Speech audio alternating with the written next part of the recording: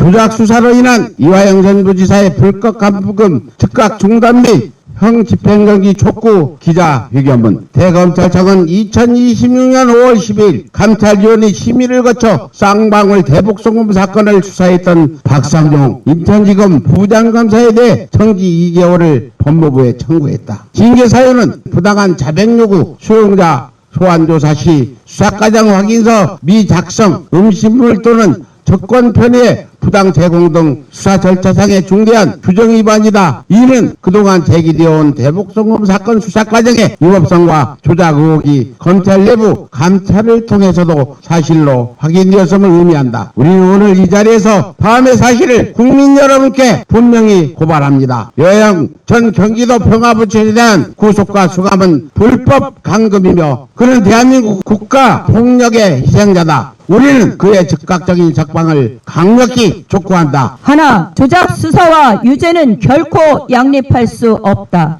박상용 검사에 대한 징계 사유의 본질은 진실을 왜곡한 조작 수사다. 검찰은 진실을 왜곡하여 대북 송금 사건이라는 거짓을 만들어냈다. 그 결과 이화영 전 경기도 평화부지사는 유죄 판결을 받고 현재 4년 가까이 수감되어 있다. 조작 수사와 유죄는 결코 양립할 수 없다. 100번 양보하여 대북 송금의 실체적 진실이 존재한다 가정하더라도 우리 헌법과 형사소송법은 절차적 정당성을 엄격히 천명하고 있다. 헌법 제12조는 누구든지 법률에 의하여 하지 않고서는 체포, 구속, 압수, 수색 또는 신문을 받지 아니하며 법률과 적법한 절차에 의하여 하지 않고서는 처벌, 보안 처분 또는 강제 노역을 받지 아니한다고 규정한다. 형사소송법 역시 수사 절차의 적법성을 유죄 판단의 전제 조건으로 삼고 있다. 조작 수사라는 위법한 절차를 통해 기소하고 유죄를 끌어냈다면 이는 적법 절차 원칙의 정면으로 위배되는 위법한 판결이다. 현재 이화영 전 부지사의 수감 상태는 국가 권력에 의한 명백한 불법 감금이다. 그는 남북 교류와 협력이라는 대의를 위해 일했던 공직자였다. 그런 그가 검찰과 국정원 그리고 대통령실이 합작한 정치적 음모의 희생양이 되어 4년 가까이 감옥에 갇혀 있다. 둘, 검찰과 국정원이 합작한 최대의 조작 수사. 지난 2026년 4월 30일 국회에서는 윤석열 정권 정치검찰 조작 기소 의혹 사건 진상규명 국정조사 특별위원회는 41일간의 활동을 마무리하며 결과 보고서를 채택했다. 국조특위는 총 7차례에 걸친 청문회와 기관 보고, 현장 조사를 통해 검찰의 수사 과정에서 드러난 부적절한 수사 관행을 낱낱이 밝혀냈다. 국정조사를 통해 드러난 조작의 실체는 다음과 같다. 첫째, 국정원 문건의 선별적 은폐다. 이종석 국가정보원장은 국정원이 대북 송금 사건과 관련하여 수원지검에 제출할 보고서 66건을 보유하고 있었는데 수원지검에 파견된 유도윤 부장검사가 2023년 2월 국정원 감찰부서장에 임명된 직후 66건 중 단 13건만을 특정하고 나머지에 대해서는 이른바 비닉 조치, 즉 은폐를 지시했다. 수원지검은 압수수색을 통해 사전에 특정된 그 13건만을 확보하여 재판 증거로 활용했다. 배제된 자료들 중에서는 쌍방울과 경기도의 연관성을 확인하지 못한 감찰 결과 보고서, 김성태 전 쌍방울 회장이 대북 사업을 빙자하여 주가 조작을 시도했다는 의혹 자료 등이 포함되어 있었다. 둘째, 핵심 증거의 허위 조작 의혹이다. 검찰은 김성태 전 회장이 2019년 7월 필리핀에서 북한 공작원 리호남에게 직접 70만 달러를 건넸다고 주장했다. 그런데 국정원 자료에는 당시 리호남이 필리핀에 체류하지 않았다는 사실이 담겨 있었다. 이 결정적인 반박 자료는 의도적으로 은폐되었고 법원은 이를 알지 못한 채 검찰의 검찰의 주장을 그대로 인정했다. 셋째, 박상용 검사의 진술 유도 및 형량 거래 의혹이다. 국정조사 과정에서 이화영 전 부지사의 변호인과 박상용 검사의 통화 녹취 일부가 처음 공개되었다. 박 검사는 이재명 씨랑 공범으로 갈 거고 그렇게 되면 좀 지나면 이 부지사는 아마 나갈 것이다. 만족할 수 있는 결과가 아니겠습니까? 라고 발언했다. 넷째, 수사기록 미작성이다. 약 1년 동안 100에서 200회에 달하는 소환 조사가 이루어졌음에도 대부분 정식 수사기록을 남기지 않았다. 다섯째, 대통령실 보호 정황이다. 대검을 거쳐 대통령실에까지 수사 정황이 일상적으로 보고된 일보 문건이 청문회에서 공개되었다. 대통령실의 노골적인 수사 개입, 사건의 배후에는 윤석열 정부 대통령실의 그림자가 짙게 드리워져 있다. 이시원 당시 대통령실 공직기강 비서관이 대북송금 사건에 직접 개입한 정황이 드러났다. 검찰은 재판에서 조선아태위에 돈을 보냈다고 진술했다. 만약 조선아태위가 대북 제재 대상이 된다면 외국환거래법 위반에 더하여 남북교류협력법 위반, 나아가 국가보안법 위반까지 추가 혐의를 더 씌울 수 있는 상황이었다. 이 전 비서관은 국정원장이 난색을 표하자 국정원장을 배제하고 국가안보실이 해당 업무를 주관하도록 바꾸려 했다. 이것은 상권분립을 정면으로 위해하는 위헌적 행위이며 사법주권에 대한 명백한 침해다. 넷, 검찰의 폭주를 방치한 사법부의 책임. 이 모든 과정에서 사법부는 무엇을 했는가? 인권의 최후 보루여야 할 법원은 검찰이 선별하여 제출한 반쪽짜리 국정원 문건을 핵심 증거로 채택했다. 회유와 압박으로 오염된 진술을 그대로 믿었다. 1심, 2심, 그리고 대법원에 이르기까지 법원은 이화영 전 부지사에게 유죄를 선고했다. 그러나 이제 우리는 안다. 그 판결들은 실체적 진실에 기반한 것이 아니었다. 그것은 조작된 증거와 권력의 개입에 의해 철저히 왜곡된 오판이었다. 대법원의 확정 판결이 존재한다는 사실이 이화영 전 부지사의 수감을 정당화하지 않는다. 오판은 오판이다. 왜곡된 판결은 반드시 바로 잡혀야 한다. 다섯, 형사소송법 제471조 즉각 형 집행정지를 명하라. 형사소송법 제471조 제1항 제7호는 기타 중대한 사유가 있는 때 형의 집행을 정지할 수 있다고 규정한다. 유죄 판결의 기초가 된 수사가 조작되었으니 국정조사와 검찰 내부 감찰을 통해 확인된 지금 이보다 더 중대한 사유가 어디 있겠는가. 국가가 스스로 조작 수사를 인정하면서도 그 결과물인 유죄 판결을 근거로 계속 사람을 가두는 것은 법치국가의 기본 원리에 정면으로 반하는 행위다. 이화영 전 부지사는 2022년 10월 14일 구속 기소된 이후 현재까지 약 4년에 가까운 세월을 수감 상태에서 보내고 있다. 더 이상 단 하루라도 이화영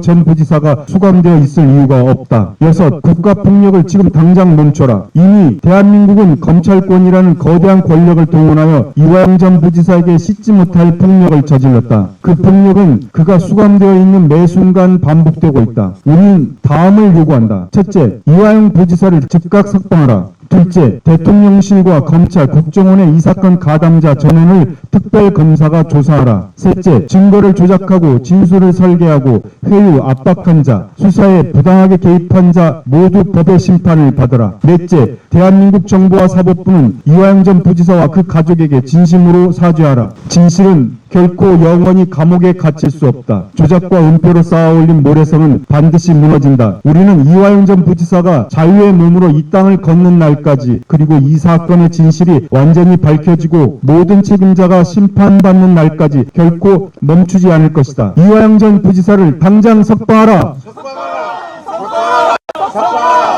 검찰 조작 수사 진상을 규명하라. 대한민국은 이화영에게 사죄하라. 2026년 5월 20일 조작수사 피해자 이화영 진실규명과 석방을 위한 시민행동, 그리고 서울의 소리입니다.